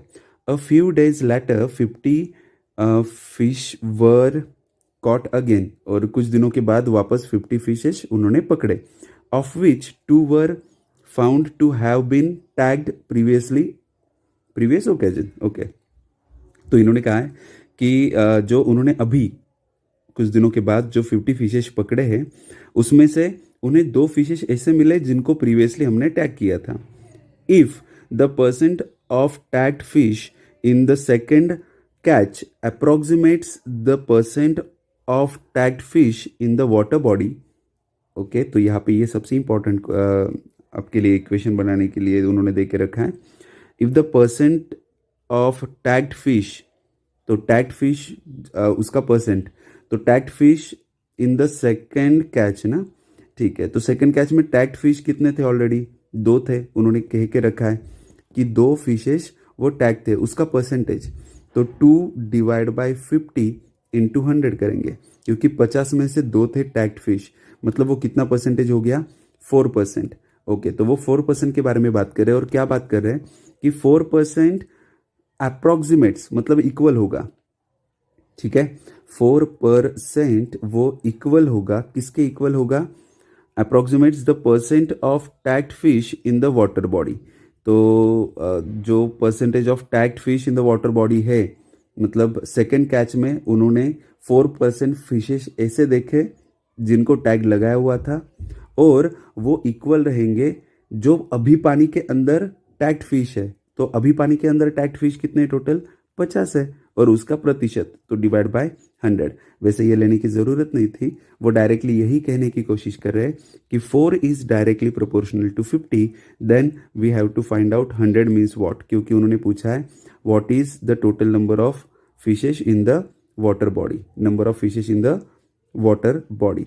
तो 100% वो हम कंसिडर करते हैं। 4 1 जा 4 25 जा, सो x इज इक्वल्स टू आएगा आपका आंसर 25 5 जा 125, सो answer is 1250। Very easy and accurate. चलो तो बात करते हैं नेक्स्ट क्वेश्चन, क्वेश्चन नंबर 21 की। क्वेश्चन नंबर 21 देखिए, उन्होंने कहा है out of a total 85 children's playing badminton और टेबल टेनिस और बोथ। ओके, तो यहाँ पे 85 चिल्ड्रंस ऐसे हैं जो एक तो बैडमिंटन खेलते हैं, टेबल टेनिस खेलते हैं, या फिर दोनों भी गेम्स खेलते हैं। Total number of girls in the group is 70%। Okay, so मुझे यहाँ पे ये पता चला है कि बॉयज़ एंड गर्ल्स इनका रेशो क्या होगा, ये होगा बॉयज़ गर्ल्स का उन्होंने मेंशन करके रखा है, बॉयज़ में नीचे मेंशन करता हूँ, गर्ल्स का है उन्होंने 70 है, तो बॉयज़ कितने हैं, बाय डिफ़ॉल्ट 100 मान लेते हैं। इसको थोड़ा सिंप्लीफाई करें तो ये मिलेगा रेशो 7:10। 7:10 मतलब हो जाएगा 17, और 17 मतलब total number of boys and girls मतलब टोटल नंबर ऑफ चिल्ड्रंस, जो ऑलरेडी पता है। तो 85 डिवाइड बाय मैं 17 कर दूँ तो मुझे एक शेयर का वैल्यू पता चलेगा, एक रेशो के शेयर का वैल्यू पता चलेगा जो रहेगा 5। तो इस तरह से मुझे ये 5 की वैल्यू यहाँ पे पुट करनी होगी एज वेल एज यहाँ पे भी पुट करनी होगी। तो ये 7 5 जा हो जाएगा 35, तो मुझे टोटल नंबर ऑफ गर्ल्स मिले हैं जो है 35, and total number of boys यहाँ पे लिख देता हूँ 5 10 जा 50, तो टोटल नंबर ऑफ बॉयज़ है 50। तो मेरे पास गर्ल्स है 35 एंड बॉयज़ है 50। अभी इनके बारे में क्या कहा जा रहा है वो आगे जाके देखते हैं। यहाँ पे उन्होंने कहा है the number of boys playing only badminton, number of boys playing only badminton, तो यहाँ पे कैटेगरी लिखते हैं ओनली बैडमिंटन। सो जो ओनली बैडमिंटन खेलने वाले बॉयज़ है is 50% of the number of boys, तो is 50% of the number of boys, तो टोटल नंबर ऑफ बॉयज़ थे 50, उसका 50% मतलब हो जाएगा 25। सो ओनली बैडमिंटन खेलने वाले बॉयज़ है 25।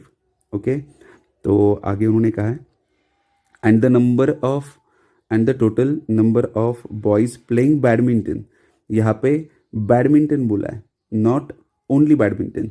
सो यहाँ पे सिर्फ बैडमिंटन खेलने वाले जो बॉयज़ है, ठीक है, वो कितने बोले 60% of the total number of boys. 60% मतलब इसका 60% जो है 30। तो यहाँ पे ये समझ में आता है कि ओनली बैडमिंटन मतलब सिर्फ बैडमिंटन खेलते हैं और कोई गेम नहीं खेलते, और ये बैडमिंटन बोला है मतलब यहाँ पे बैडमिंटन खेलने वाले लोग और वो बैडमिंटन के साथ कोई और भी गेम खेल सकते हैं। तो यहाँ पे ये इंडिकेट हो रहा है कि ओनली बैडमिंटन अगर 25 है तो ये बैडमिंटन यहाँ पे भी काउंट किए होंगे उन्होंने। तो यहाँ पे 25 अगर मैं माइनस कर दूँ तो यहाँ पे बैडमिंटन प्लस टेनिस ऐसे दोनों भी गेम खेलने वाले लोग मिल जाएंगे मुझे, जो रहेंगे 5। ओके, तो यहाँ पे बैडमिंटन प्लस टेबल टेनिस वो रहेंगे 5। ओके, तो यहाँ पे ओनली बैडमिंटन वाले थे 25, बैडमिंटन वाले हैं 3, तो बैडमिंटन प्लस टेबल टेनिस ऐसे दोनों गेम मिक्स गेम खेलने वाले रहेंगे 5। ओके, तो यहाँ पे देखा जाए तो बैडमिंटन ये 25 है, badminton and table tennis is 5, सो मुझे ओनली टेबल टेनिस वाले लोग मिल जाएंगे, ओनली टेनिस वाले लोग भी मिल जाएंगे। ओके, तो ओनली टेनिस वाले लोग कितने रहेंगे यहाँ पे 25 एंड 5 30, तो बचे मेरे पास 20। ये क्योंकि देखो 25 और 5 हो गए 30, टोटल लोग कितने मेरे पास 50, 50 में से 30 हो गए तो बचे कितने हैं मेरे पास 20, जो रहेंगे ओनली टेबल टेनिस वाले लोग। ओके, क्योंकि 3 ही कैटेगरीज थी मेरे पास, देखिए badminton, table tennis and both, badminton, only table tennis and both जो है 5। इस तरह से मुझे टोटल 50 लोग मिल जाते हैं। तो ये तो बॉयज़ के बारे में हुआ। अभी गर्ल्स के बारे में भी देख लेते हैं। गर्ल्स के बारे में देखिए, गर्ल्स के बारे में उन्होंने कुछ इन्फॉर्मेटिव दिया है। The number of children playing only table tennis is 40%। Only table tennis, okay, children बोला है। ओनली टेबल टेनिस खेलने वाले 40% of the total number of children. Total number of children थे 85। 85 का हमें कितना परसेंट ढूंढना है?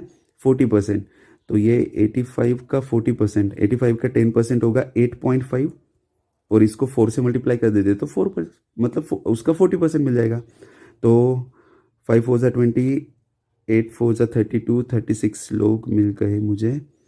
तो टोटल 36 ऐसे लोग हैं जो क्या करते हैं जो ओनली टेबल टेनिस खेलते हैं। ओनली टेबल टेनिस, तो ओनली टेबल टेनिस वाले 20 लोग तो मुझे ऑलरेडी मिल चुके हैं जो बॉयज़ है। तो बचे हुए 16 लोग क्या रहेंगे? बचे हुए 16 लोग गर्ल्स रहेंगे। तो यहाँ पे लिख देता हूँ ओनली टेबल टेनिस। तो गर्ल्स में ये जो गर्ल्स का है, टेबल टेनिस इज 16। तो गर्ल्स टेबल टेनिस जो खेल रहे हैं वो 16 है। देन उसके बाद यहाँ पे और कुछ मेंशन किया गया है। हमें चाहिए क्या? What is the number of girls playing only badminton. Okay, only badminton खेलने वाली लड़कियाँ चाहिए थी मुझे, कोई बात नहीं। तो यहाँ पे a total of 12 children playing badminton and table tennis both वाले मुझे मिल गए वापस एक बार। बोथ में जैसे यहाँ पे मिला था वैसे अभी गर्ल्स का भी मिल जाएगा, क्योंकि बोथ में बैडमिंटन एंड टेबल टेनिस खेलने वाले जो बच्चे हैं वो उसमें से बॉयज़ मुझे मिले हैं 5, और ये 12 चिल्ड्रन, ओके चिल्ड्रन बोला है मतलब गर्ल्स प्लस बॉयज़। तो यहाँ पे बैडमिंटन एंड टेबल टेनिस, तो यहाँ पे लिखता हूँ बैडमिंटन प्लस टेबल टेनिस खेलने वाले अगर 12 बच्चे हैं उसमें से 5 अगर बॉयज़ है तो गर्ल्स रहेंगे 7। तो इस तरह से मुझे मिल गया 7 जो बैडमिंटन एंड टेबल टेनिस दोनों भी खेल रहे हैं। ओके, और कुछ इन्फॉर्मेटिव उन्होंने अगर दे के रखा है,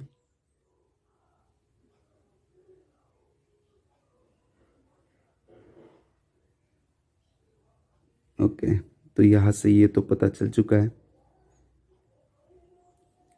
और बाकी मुझे जो ढूंढना है वो बैडमिंटन ढूंढना है।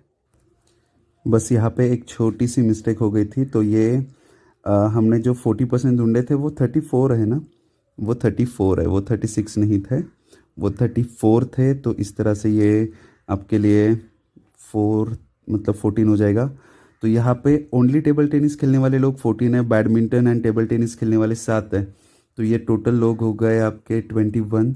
और फिर अगर ये है तो ओनली बैडमिंटन खेलने वाले लोग मिल जाएंगे, क्योंकि ये हो जाएंगे आपके 21। 35 में से अगर 21 गए तो बचता है 14। तो ओनली बैडमिंटन वाले 14 लोग हैं।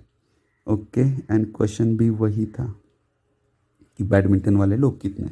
देखिए इतने से स्पेस में हमने पूरा एडजस्टमेंट कर लिया, मतलब बहुत कुछ कॉम्प्लिकेशंस नहीं है, नॉर्मल कैलकुलेशंस है, बस थोड़ा सा दिमाग लगाना है। तो ये था आपका क्वेश्चन नंबर 21। बात करते हैं नेक्स्ट क्वेश्चन नंबर 22 की। आगे उन्होंने कहा है an investor earns 3% return on 1/4 of his capital, 5% on 2/3 of his capital and 11% on the remainder. What is the average rate of return he earns on his total capital? Okay, तो देखिए करना क्या है, चलो तो देखते हैं। तो उन्होंने कहा 3% earned on 1/4 of the capital. ठीक है, तो टोटल कैपिटल तो वैसे हमें पता है नहीं, तो 1/4 ही कंसिडर कर लेते हैं ऐसा ही कुछ कि 3%, मतलब यहाँ पे हम लिखेंगे 3 divide by 100। 3% of 1/4 of the capital, आगे जाके वो और इन्वेस्टमेंट कर रहा है वो भी लिख लेता है। वो 5% इन्वेस्ट कर रहा है, 5% of the 2/3 of the capital. और भी इन्वेस्टमेंट हो रही है, वो इन्वेस्टमेंट है 11% प्लस 11% ऑफ द रिमाइंडर, मतलब बचा हुआ। तो अभी तक हो कितना चुका है देख लीजिए, यहाँ पे 1/4 कैपिटल हो चुका है, उसमें से 2/3 भी हो चुका है। तो टोटल कैपिटल हुआ है अपना 3 1 3, 4 2 8, 11 डिवाइड बाई 12, तो बचा है 1 डिवाइड बाई 12। इतना कैपिटल बचा हुआ है उसको उन्होंने कहा था कि वो 11% से कर रहे हैं। ओके, सो ये इन्वेस्टमेंट हो गया उनका। अभी उन्होंने पूछा है what is the average return he earned on the total capital. Total capital पे एवरेज वो कितना अर्न कर रहा है। तो यहाँ पे सबसे पहले इसको सॉल्व कर लेते हैं। तो ये जितना हो सके उतना सिंप्लीफाई करेंगे, नहीं हो रहा है तो एज इट इज़ रखेंगे, प्लस ये सिंप्लीफाई तो हो रहा है बट मैं नहीं चाहता इसे सिंप्लीफाई करूँ, ये गलती से प्लस का साइन लिख दिया मैंने, मल्टीप्लाई। तो 5 2 10 डिवाइड बाई 300 प्लस ये बन जाएगा आपका 11 डिवाइड बाई 1200। तो यहाँ पे एलसीएम ले लेंगे। सो ये 3 ज़ा और ये 4 ज़ा मल्टीप्लाई करके हमारा एलसीएम मिल जाएगा जो है 1200। सो यहाँ पे 3 3 ज़ा 9, 9 plus 40 49, 49 and plus 11 is equals to 50 60 और ये आंसर देना है हमें परसेंटेज में। तो ये ज़ीरोज़ कैंसिल हो गए तो आंसर आ गया 5%। अभी आप कहोगे कि सर एवरेज पूछा था, डिवाइड बाय कुछ करना चाहिए क्योंकि एवरेज का फॉर्मूला हम यूज़ करने के बारे में सोचेंगे। तो नहीं, यहाँ पे टोटल अमाउंट पे कितना पैसा आपको टोटली मिल रहा है वही आपका एवरेज है। तो आंसर होगा आपका 5%। ठीक है, होपफुली आपको समझ में आ चुका है। नेक्स्ट क्वेश्चन की बात करते हैं। नेक्स्ट क्वेश्चन देखिए, question number 23। For admission in graduation program in Delhi University, 90% of the candidate who appeared for the written test were males। ठीक है, तो यहाँ पे 90% लोग क्या थे, मेल थे। तो मेल मुझे मिल गए हैं 90%, तो फीमेल रहेंगे 10%। Okay, 60% of males and 80% of female passed in the written test. 60% males pass हो गए, तो जो पास हो चुके हैं वो 60% है, मतलब 54 है। 90 का 60% मतलब 54। And female passed in the test, females में से जो पास हुआ है वो 80% है, मतलब 8 लोग हैं जो पास हो चुके हैं। आगे उन्होंने कहा है what is the total number of student who appeared for the written test. Written test में कितने लोग अपीयर हुए थे। If the total number of passed candidate was 1240। ये तो वही है ना जो पास्ट कैंडिडेट्स है, वो कितने हैं आपके लिए फिर 62 मतलब बोल के रखा है 1240 है। आपको ढूंढना है total number of candidate who appeared in the exam. So 90 + 10 is equals to 100। 100 मतलब आपको ढूंढना है। तो ये 62 1 ज़ा, 62 2 ज़ा एंड ये 20 हो जाएगा। तो x इज इक्वल्स टू आएगा 2000। सो 2000 लोग वहाँ पे अपीयर हुए थे एग्ज़ाम के लिए। बहुत सिंपल सा सवाल। ठीक है, क्वेश्चन देखिए बड़ा है सिर्फ दिखने के लिए, बट उतना ही सिंपल उसका calculation. Question number 24। A person sales his table at a profit of 12 1/2% and the chair at a loss of 8 1/3%, but on the whole he gains rupees 25. Okay, on the other hand, if he sells the table at a loss of 8 1/3% and the chair at a profit of 12 1/2%, he neither gain nor lose. Find the cost price of table and chair. Okay, तो यहाँ पे ये second वाली equation से start करता है। देखिए उन्होंने कहा है कि टेबल को अगर वो लॉस पे बेचते हैं, मतलब कितना लॉस बोल रहे हैं वो 8 1/3, मतलब ये 3 8 ज़ा 24 + 25 डिवाइड बाई 300, तो इतना लॉस है। तो मतलब देखिए, तो सेलिंग प्राइस क्या होगी, मैं सेलिंग प्राइस के बारे में बात कर रहा हूँ। अगर 25 डिवाइड बाई 3% मतलब 300 में 25 का लॉस हो रहा है, तो सेलिंग प्राइस क्या होगा, सेलिंग प्राइस होगा आपका 275, ये 300 में। और ये किसका सेलिंग प्राइस है, टेबल का, तो मैं टी लिख देता हूँ। एंड चेयर का जो सेलिंग प्राइस है वो बोला है उन्होंने 12 1/2% प्रॉफिट, मतलब यहाँ पे 12.5 कह सकते हो, या फिर 12 2 ज़ा 24 + 1 25।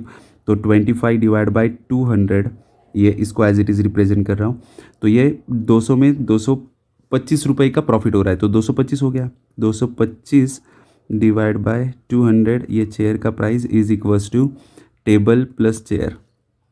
सोचिए मैंने क्या किया है यहाँ पे, मैंने किया है कि selling price of table plus selling price of the chair is equals to cost price of the table plus chair, क्योंकि उन्होंने बोला है नो गेन नो लॉस। तो जो सेलिंग प्राइस रहेगी वही कॉस्ट प्राइस रहेगी, क्योंकि आपको प्रॉफिट और लॉस कुछ नहीं हो रहा है, मतलब आपने कॉस्ट प्राइस पे ही चीज़ों को बेचा हुआ है। ओके, तो यहाँ से मुझे मिल जाएगा टेबल एंड चेयर के बारे में कुछ अप्रॉक्सीमेशन। तो ये रहेगा आपका अप्रॉक्सीमेशन। टेबल को मैं यहाँ पे लेके आता हूँ, या फिर ये वाला कंटेंट यहाँ पे साइड चेंज करके लेके जाता हूँ। तो ये बनेगा मेरा 25t डिवाइड बाई 300, और ये चेयर यहाँ पे लेके आता हूँ तो ये बनेगा 25c डिवाइड बाई 200। तो यहाँ से मुझे एक रेशो मिल जाएगा, ये कैंसलेशंस हो जाएंगे, 25 will get cancel. Table divide by 3, तो table divide by chair is equals to 3/2।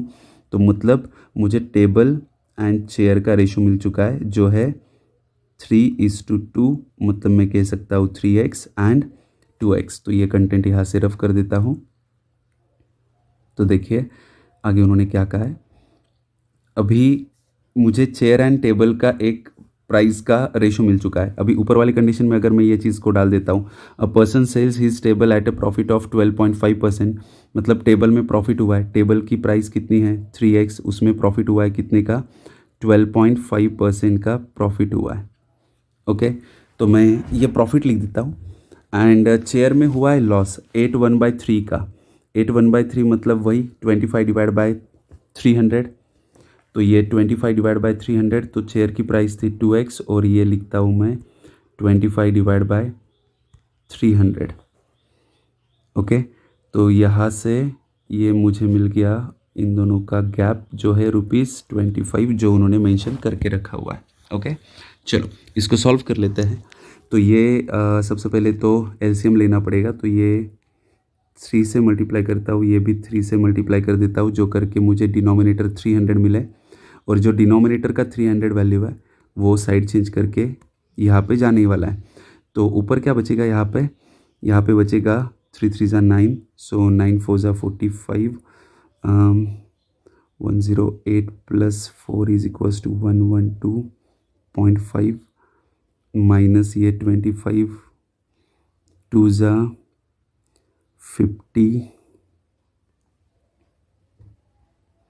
तो ये होगा आपका 50, दोनों की तरफ x है। हाँ, तो ये x दोनों के लिए होगा। तो यहाँ पे क्या बचेगा मेरे लिए, यहाँ पे बचने वाला है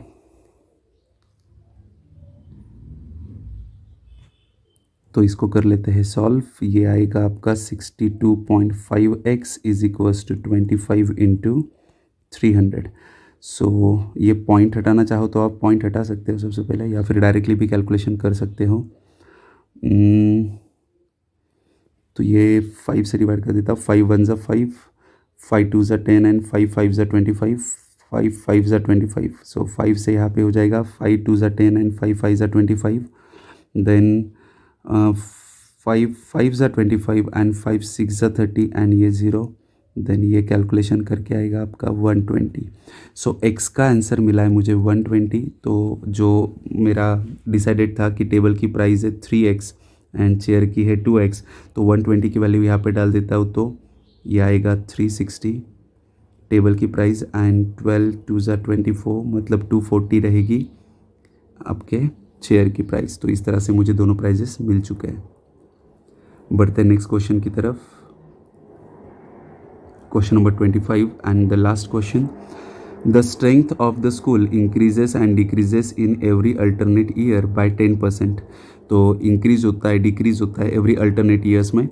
दस it starts with increase from 2000, then the strength of the school in 2003, मतलब 2001 2002 2003 3 सालों का हिसाब करना है। तो ओरिजिनली जो स्ट्रेंथ थी वो तो पता है नहीं हमें, उसे मान लेते हैं, सॉरी वो पता है एक्चुअली, वो कितना है 2000 है, बट यहाँ पे कुछ लेना देना है नहीं उसका, क्योंकि परसेंटेज में बताना है तो उसका कुछ लेना देना नहीं होता। मैं क्या कर लेता हूँ, ये 2000, तो it starts with increasing from 2000। Okay, वो तो ईयर बता के रखा है। चलो, तो ओरिजिनल नंबर ऑफ स्टूडेंट 100 मान लेते हैं कि 2000 में 100 रहेंगे, तो 2001 में क्या हुआ होगा 10% का इंक्रीज, पहले इंक्रीज होने वाला था तो ये 110, देन डिक्रीज 90 10% का, फिर वापस इंक्रीज 10% का तो 110। इस तरह से अभी क्या है वो हमें ढूंढना है। तो ये 2 ज़ीरोज़ कैंसिल हो गए, ये कैंसिल कर लेते हैं, 1 ज़ीरो, यहाँ का 1 ज़ीरो, 1 ज़ीरो बाकी है। तो ये आएगा आपका 121 इंटू 9 डिवाइड बाई 10। तो ये आपका कैलकुलेशन होगा